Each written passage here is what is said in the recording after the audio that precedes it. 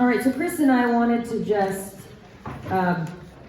be with the members, and we were going to give you a chance to share your own maybe practical ideas or what this has looked like for you as a team member. We want to hear from you guys. But we ran through a long list of the expectations of a member. Chris went through that really quickly. So we just wanted to give you maybe what that looks like practically, just a few of those things. We're not going to go through the whole list, we promise. But as Chris and I were talking and just brainstorming, we each kind of thought of some different things that either we have experienced or we've heard from others that they have done that we think are kind of cool, that shows you what that looks like practically for you and for us as a team member.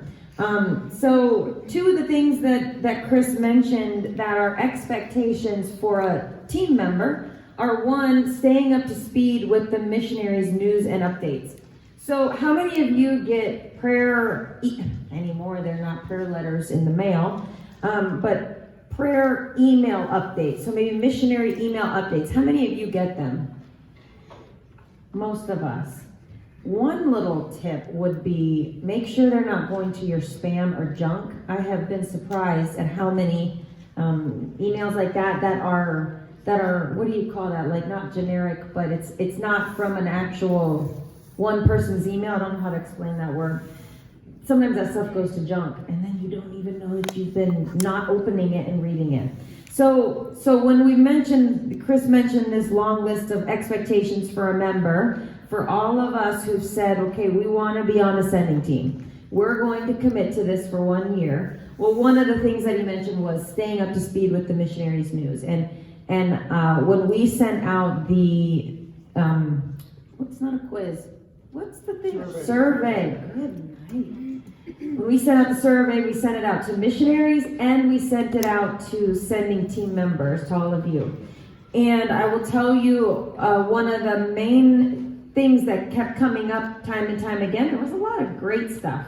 Then there was some stuff that maybe wasn't so great. Well, one of those from the missionaries was that we feel like we're sending this stuff out and like, is anyone even getting it? Is anyone even reading it?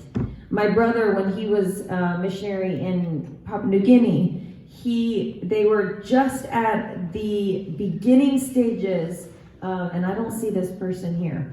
They were just at the beginning stages of teaching the CR people the gospel. And they had been there for years, and it gives me goosebumps because it was really cool, this story. So he sent out this email update, which we all get those. We all get those email updates. He sent it out, and imagine for him, this is what he's been immersed in. I mean, so it's, that's all he's thinking about. So he sends out this email, and he got one response back from someone here at our church, and that person said, I'm praying for John in this way, and he listed off, I'm praying for this person in this way, and I'm praying for this in this way. Please let me know how that goes. And to this day, this was about, oh my goodness, over 12 years ago. My brother still remembers that person, and he still thinks of him as, wow, he was praying. He was praying for us while we were going through that. Now, I know that that's hard to do sometimes when we're getting spammed with emails and texts, and I feel like sometimes we are bombarded with information and technology. I know I feel that way, but a very practical and small way that I think we as sending team members can be the member and do the thing that we said we were going to do, is be a sending team member, is maybe just simply respond to your missionaries' updates. You might be getting multiple missionaries' emails. I do. I get several different missionaries at our church, their updates. As much as it would be great to respond to every single one of them, well, you're not committed to every single one of those sending team missionaries. So maybe one practical thing that you can do is, hey, okay, I'm not on Seth and Caitlin's sending team. I'll be praying for him. I'm happy to get his update, but I'm going to be sure to respond to my missionary when they send it out. When Tyler and Allegra send an update out, I'm going to try my best to not only read it, but respond with something, so that they don't feel like they're just sending it out into the masses with, is anyone even reading this? Now we know, oh yes, we are reading it, but sometimes it takes that extra step of responding. And I don't know if you've experienced that, maybe if you've texted someone and they don't respond back to you. I'm so bad at that. I forget. I get it on my watch, I hear it in my ear, I see it on my phone, and then I forget to respond back. I mean, it's not intentional, it's just the nature of life, isn't it here? So maybe one practical, super practical way that you can be the team member that you've committed to be is responding to your missionary when they send out an update. I do think that it would go very far. Yeah, John? Needless to say, we get a lot of missionary updates. It's not hard to say, hey, great update. Mm-hmm. Yeah. They know you responded. Well, that's so true. I mean, I also am maybe a product of my culture. A lot of words overwhelm, imagining having to write a long thing overwhelms me. And so what John is saying is very true. Sometimes just a simple, that was a great update and we're going to be praying for you, goes a long way. It doesn't have to be, you got to sit down to think of a huge response to send back to your missionary. So that's just one practical thing in the list of all the expectations that we were talking about. Hey, for your missionary that you're on their sending team, try your best to respond when they send an update out.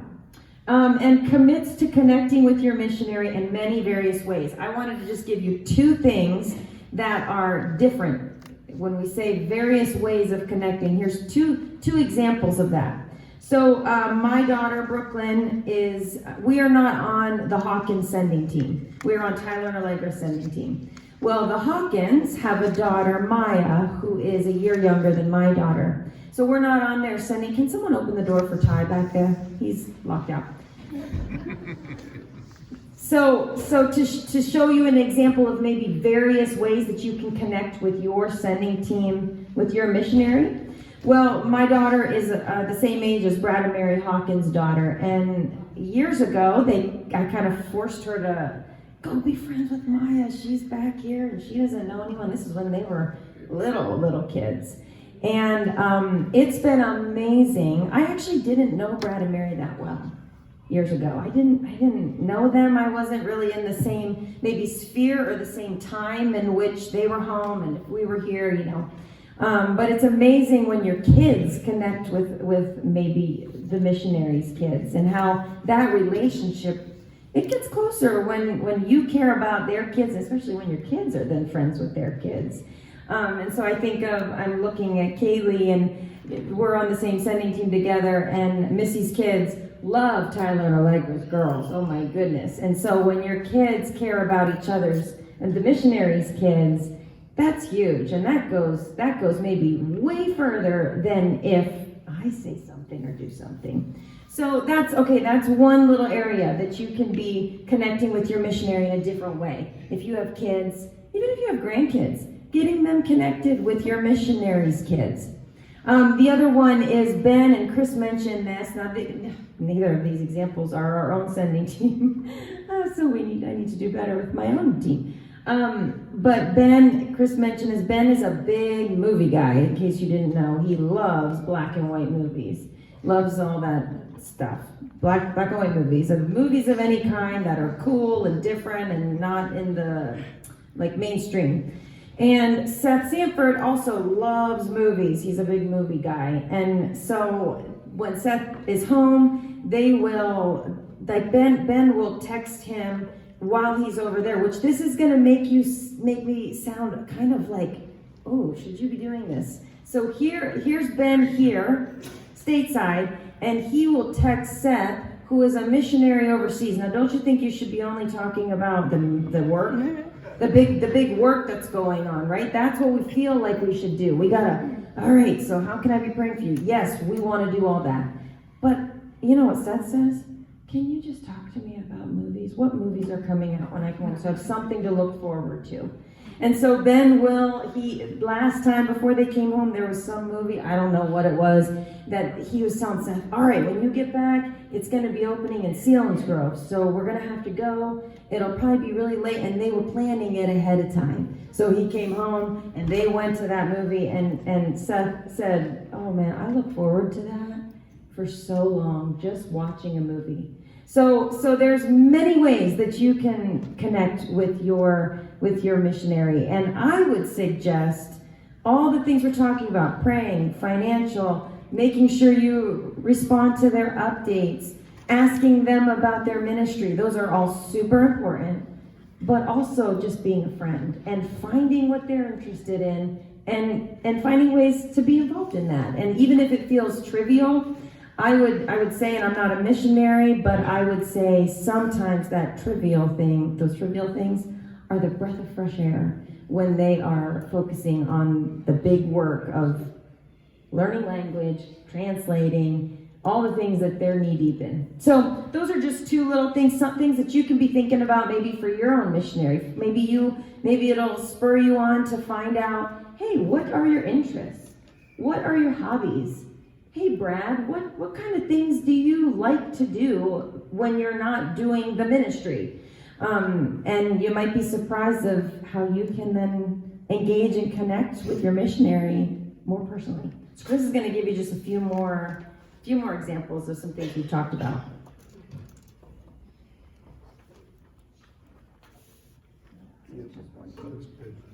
All right, well, Wendy obviously touched on a lot of the things that you can be doing to engage our missionaries, whether it's overseas or here.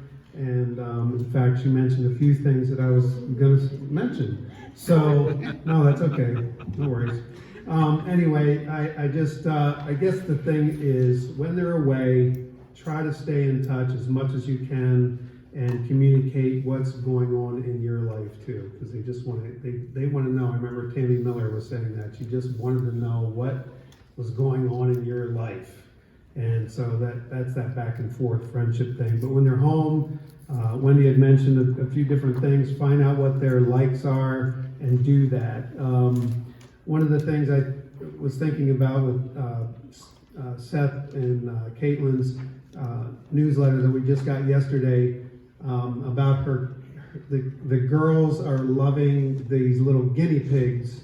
For whatever reason, that's a big deal for them right now. And Seth said they're just so thankful that the girls have this distraction for, because their little friends, their co-workers are here in the States, so they don't have those two little boys that they normally play with. So I'm actually worried about those guinea pigs in January because I don't know what's going to happen to those guinea pigs for 6 months. So I don't know if they're going to be eaten by the tribe or what the deal is, or if they're going to tell them, oh, they just went on their way out into the jungle or replace them with, other guinea pigs and try to pawn them off for their friends. So, but seriously, I was kind of worried about that. So I'm going to ask Seth, are you going to put them in your luggage or what? So, but they're going to be at the missions house. Are the girls going to have bicycles to ride around on? Like just different needs, that those kids might have. And like Wendy was saying, if you show like you're paying attention to their kids, that's going to go a long way. I know that's true for me. If someone's loving on our kids, I'm like, wow, that's so cool. So, what was I going to say? One of the other ideas is spreading the word about your missionary to others. We have a small Bible group, and I'm thinking it would be really cool for us to invite Seth and Caitlin to come to that group and just let them be a part of that so they can have exposure to other people, our friends. And I can just envision how that could go. It would be a neat night for us to just be with them and let them hear people praying for them who they don't even know. So we're pretty excited about that. I guess the other thing is share with the missions committee if you hear something. Find out if it's okay to have Ben or someone post that on Facebook to spread the word. maybe even the prayer chain if it's appropriate. But just creating time even with your friends. And I mentioned that I've been talking to these older gentlemen who came to Grief Share, Bill and Bill, and they're all like, what is this missions thing? And I'm really looking forward to having Seth come and sit down with us and just let Seth talk to them about what he's doing. And I think that would be really cool and just a neat way to just connect that whole thing to your friends. So as we go on here, what is going on? Here we go. So how's that looked in your life? What are some things that are like just coming to mind as you're as we're talking about these things? Maybe some things that you've done. Just any comments about how you connected with your missionary?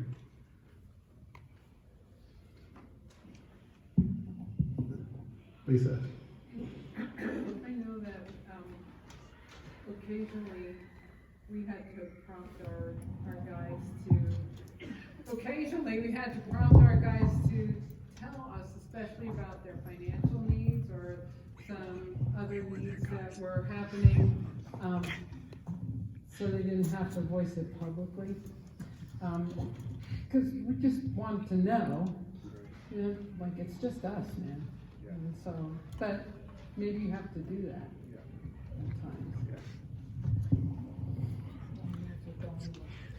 Yeah, good point. Yeah, thanks, Lisa. Yeah, and that's where Dawn can come in.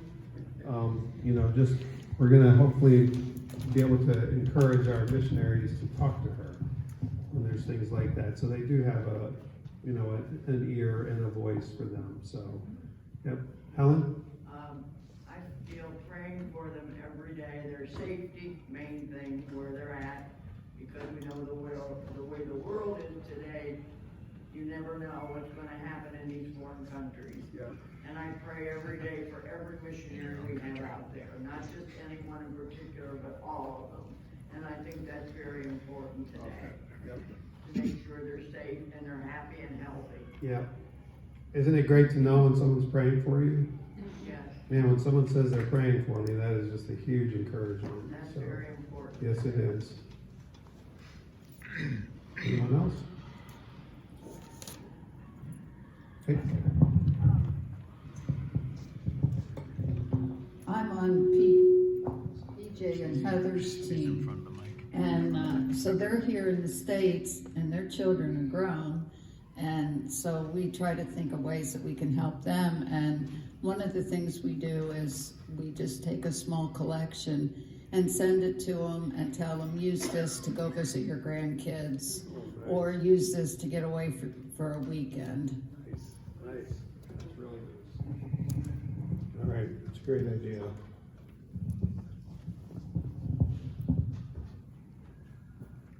Anybody else have anything? Yep. I'll speak for Aaron. So when Seth was home, Seth would come over every Tuesday morning at like 6 o'clock in the morning. No one else was awake. He was always gone by the time I woke up. But it was just nice that they connected, and I know they're both looking forward to having that time. So I guess maybe that might piggyback a question of like, what are other teams doing that works really well to connect when they're not home? I feel like we're kind of like excited now because they're coming home, but like it's harder then to maintain that when you're not physically meeting.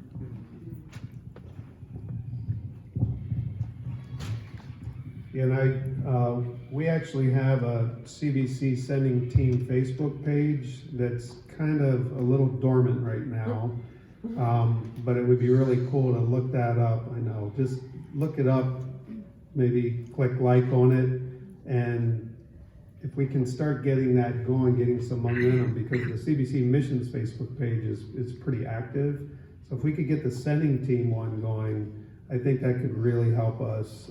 We could be saying, hey, we're going to do this, or, guilt us into, whatever it is you're doing, and that'll help us to keep doing some things. So, To your question, Kristen, I was eyeing Missy because Missy and I are on the Tyler and Allegra sending team.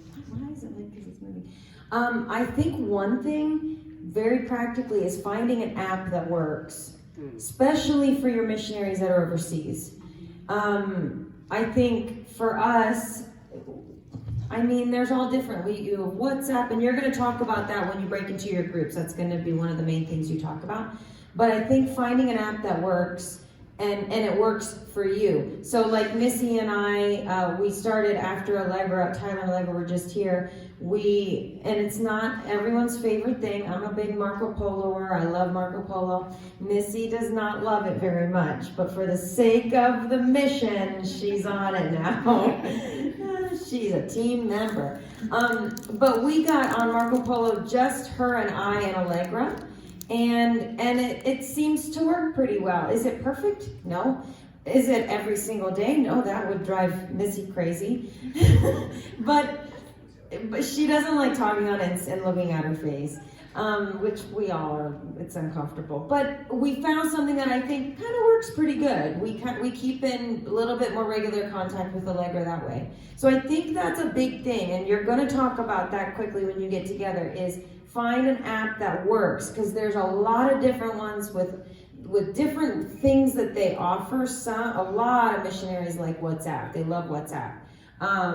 But finding what works for you and for your missionary. And I also suggest, because I found that it's pretty cool, and I know that guys aren't into maybe texting and Marco Poloing, but it also adds a different level of communication when it's just the women or just the men. So I was thinking that even for our team, it might be cool for the guys to get on something, just the three of them. So I think brainstorming that really helps when you're far away from each other, figuring out what's the best way to communicate, because that's your main form of keeping in touch. So. All right, we're gonna fly through this last section. In the back of your workbook, there's 2 pages. One of them's green, one of them's red. So just quickly, and I mean quickly, things to do.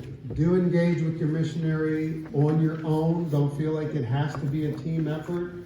If the Lord's prompting you, if they come to your mind, reach out to them.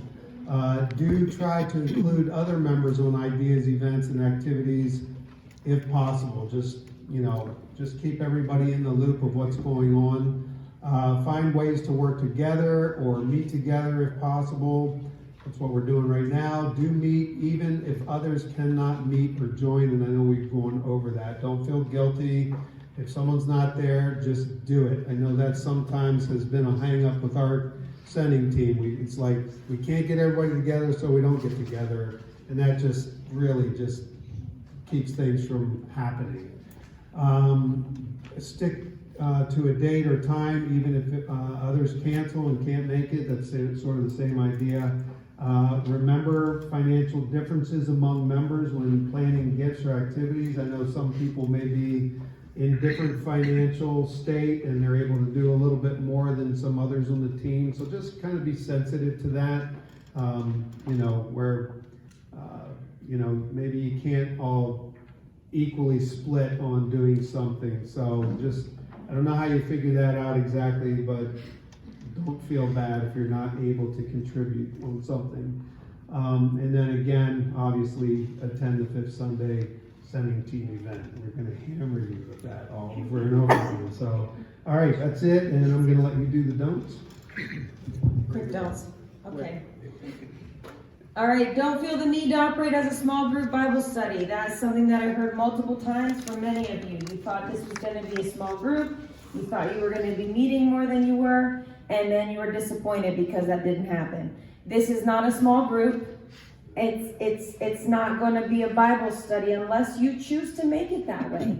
My mom said a good point. Think of it as a job. This is a job that you're committing to. Now, if it goes into that organically, great. But don't expect this to be a small group or a Bible study right away.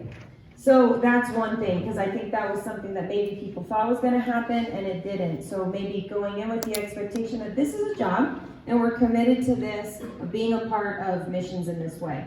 Don't feel like the entire team always has to be together. Aaron was with Seth alone, and that is okay, that's great. Chris is with Seth and eats donuts, that's great. We want that.